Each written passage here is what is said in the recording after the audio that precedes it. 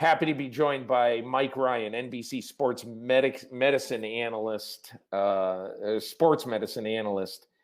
And Mike, obviously, everybody wants to know what's going on with all these injuries. And at the risk of asking you a terribly open-ended question to start, is there any common bond in the spate of injuries, particularly the ACLs, that we've seen in the first 2 weeks of this very different NFL season? Well, I think the common bond here is the early high-intensity games that they're at, because obviously we didn't have any preseason games. But to be honest with you, Peter, I expect to see a lot more soft tissue injuries, the hamstring pulls, the high groin strains going into it, because the offseason was pretty much non-existent. So I think the fact that this is week 2 was a much more injury-prone game across the board than what we saw in week 1. I think the big factor here is the high intensity things like they're doing, the contact and things where you can mimic that early on before the season starts, but you can't bring that kind of intensity to the lower extremity, especially in games like you would in practice. So you worked in the NFL for 26 years, 6 years with the Giants and then 20 with the Jaguars as their head athletic trainer. And does this year remind you of any other year you've been in or that you were in the league, or do you really believe it is different? Well, I've had years, and every team has it, where you get this rush of injuries and you get a lot of big injuries. I think we've had as many as 6 ACL injuries in Jacksonville in 1 year. That obviously is not the norm. So sometimes they come in bunches like this. And a lot of it comes down to, Peter, is when you start getting injuries, especially at one position, you're forcing players that may not have the experience or may not have the talent to suddenly fill into those positions and to handle that role. So there's a lot of factors, I think, what we realize is when you start getting injuries like this, especially with a particular team or position, you can get a run on those very quickly, and that becomes a big concern. Do you buy Kyle Shanahan and the 49ers saying that they think that the turf in the Meadowlands is faulty? I don't buy it, to be honest with you, Peter. I think you look at those injuries. You look at Jimmy Garoppolo's injury where he got Quentin Williams landed on the back of his ankle, pinned his ankle, and there was kind of a rotational component there. You look at Nick Bosa's injury. He was engaged with the tight end, and he was hopping back to his left side. If you watch it, his pelvis was rotating to the right, to the left, and his shoulders were being forcefully driven to the right side. That kind of torsion, especially when you see ACL injuries, that rotational component of the lower extremity, that's usually the X factor that puts a lot of undue stress on. And that does not imply that even if the turf were, as the 49ers said, sticky, that it would lead to an injury like that. What you tend to see with the footing being bad and something that may be a little bit more a factor when it comes to the contact with the shoe. I was in the NFL Foot and Ankle Committee for 7 years, and we looked at that coefficient of friction and a lot of the science there. You tend to see that a little bit more, Peter, with the non-contact injuries. When you look at Jimmy Garoppolo, you look at Bosa, you look at Solomon Thomas's, all those injuries, they were engaged with someone. There was contact. So I think with that being said, I don't necessarily see it as a foot issue and the turf being a big factor with those injuries. Yeah. Tell me what you think happens in a year when, let's say, the first 6 to 7 months of the year, teams are not together. You've got to basically rely on your players, on your teams, to go out and work out on their own. The one story that I will not be able to forget is the story of a bunch of guys on the Chargers, and several of them went out to work out at local parks, and they were doing chin-ups on the kind of monkey bars that your kids would play at on the playground. Now, the reason that they had to do that is because the gyms weren't open. Like Austin Eckler did this. He's kind of a big star, but, he was still for much of the offseason on his first contract. So he might be a star, but he doesn't have a boatload of money to go out and buy a gym or put a gym in his house, whatever his living situation is. So in the offseason, there seemed to be a real inconsistency to what players could do to stay in shape. Absolutely. And that was a big factor with players coming in because you didn't know what kind of condition they were in, where they were training, who they were training with. So they really had to get up to speed very, very quickly. And I think that's why I thought personally there'd be a lot more soft tissue injuries. But the players had to be a lot more creative. I think over the next month, we'll really see how that kind of conditioning and the training they did, how it pays off. But everybody was coming from different areas, different philosophies. Yeah, they had some continuity when it came to doing workouts via Zoom and being in touch with their strength coaches. But that obviously can only go so far. Interesting, Peter, the guys that had the opportunity that were injured coming out of last year and had the opportunity as soon as this pandemic struck, they were still allowed to continue to go into the facilities and train with the athletic trainers and physical therapists. Those are the ones that still had access to the weight rooms, to the strength coaches. And I think some of the success is some of the rehab of those guys by them being in there before the bomb hit, so to speak. They have a little bit more of an advantage because they were set in those settings and they were allowed to continue to do so. I think that's a fascinating thing to think about, that the guys who were coming off injuries from last year had theoretically a huge advantage over guys just working out this year. That's what you're saying? Absolutely. Absolutely. Tell me just a little bit about why in your mind, or whether in your mind you thought that this ramp up period in training camp this year was smart, and what you thought coming into the year might have been the result of having no preseason games and really not having a lot of full go practice sessions. Well, I think the ramp up was smart. I think I'm a big fan of Dr. Alan Sills, who's the chief medical officer for the NFL, and he and all the NFL athletic trainers and medical staffs really got together and really had a cohesive, well-communicated plan going into it. And as you know, Peter, it was changing on a weekly basis. So I think they would keep the players safe to begin with, learn from other leagues, and do what they had to do from a pandemic point of view was smart. But then once they got together, the NFL, the medical staffs, and the NFL Players Association kind of agreed upon a plan of how they would ramp the players up and how they would get back into the activities.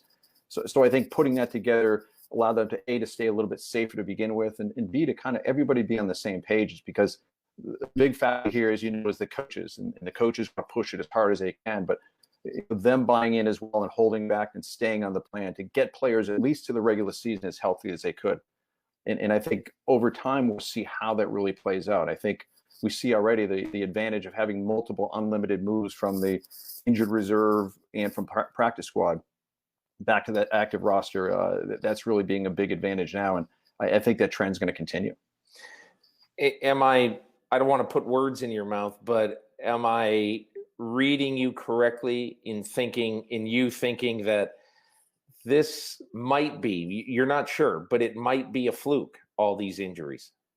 It might be. You can get runs on these. Sometimes it's just luck or lack thereof that can happen. So, if you're going to see these things, because a lot of these injuries, Peter, that we saw today, this weekend, were joint related, were ligament related, MCLs, ACLs. We saw a couple MCLs as well, ruptured Achilles in Indy.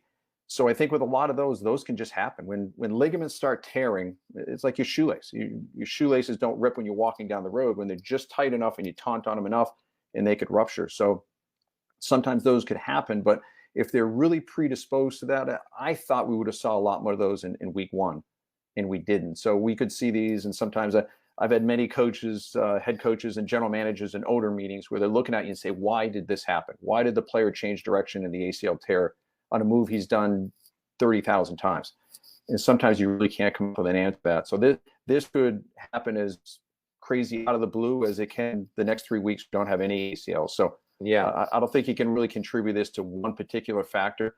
I think time will tell if that is the truth. I want to ask you just a little bit about COVID, and I realize that that nobody can be an expert in COVID-19, but I am jaw-dropping surprised that in the first 2 weeks of the season, 2,460 players, an average of 76 per team, active players, practice squad, IR guys. 2,460 in the 2 weeks of being tested every day except Sunday and Monday. In those 2 weeks, all 2,460 players we've had 0 positive tests for COVID-19. That blows me away. What do you think? It's phenomenal, and I think we hope that trend continues. And I think it's what we're seeing now is people obviously have bought into it. The daily testing, I think that's a key component to really help curtail this. Is to have the daily testing. I think that's really important. I think the thing in talking to people around the league that obviously they're very happy with how this is working out, but there's a big air of concern to make sure there's no complacency, because in the facilities they're very tough with each of these 32 teams. But once the players get out of that setting and once they're home and they're with their kids and now their kids are going back to school, there's a lot more touch points here that I think the players and staff have to really be very diligent to make sure they stay on course and they do the right things and stay with the preventative measures that they do. And I think they do that. We can see this continue, but right now, so far, so good.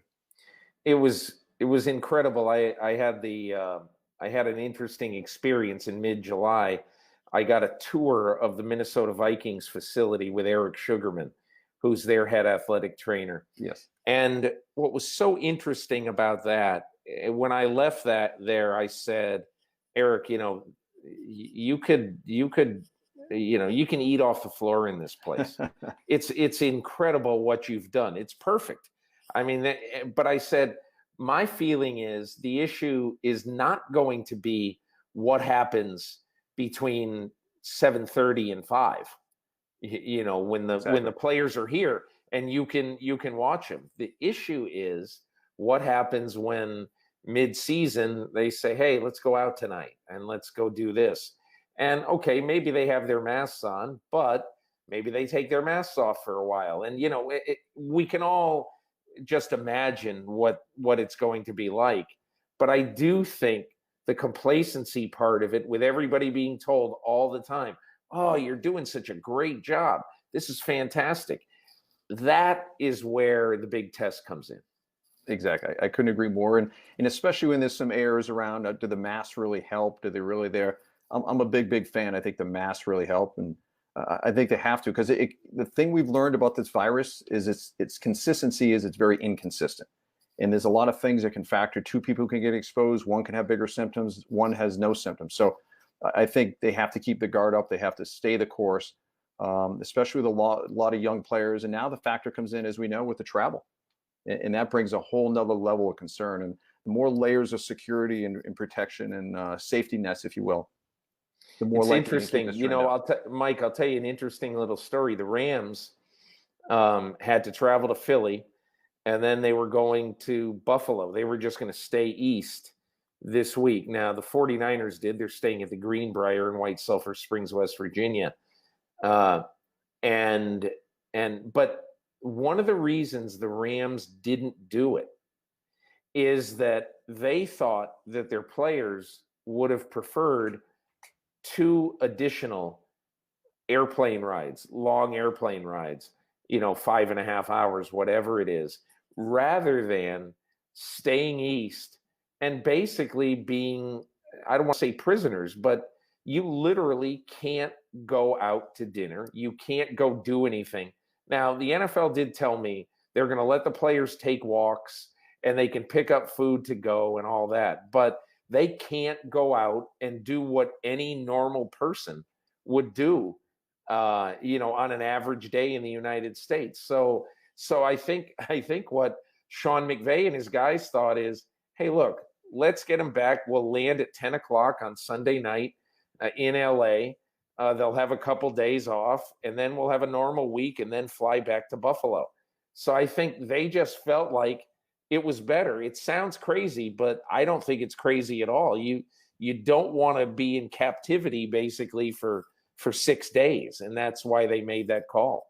Exactly. And I think it's a smart move. And players and coaches are creatures of habit. They want to study in their own room, and they want to be able to have their own routines in their lockers and things like that. So if they're going to be somewhere else and have to do different meetings in different settings, and they can't even live a normal life, so to speak, and be in a pseudo bubble, if you will, I think a lot of them would rather take the extra plane ride, be safer, and get back to somewhat of a normal life. I think that's smart.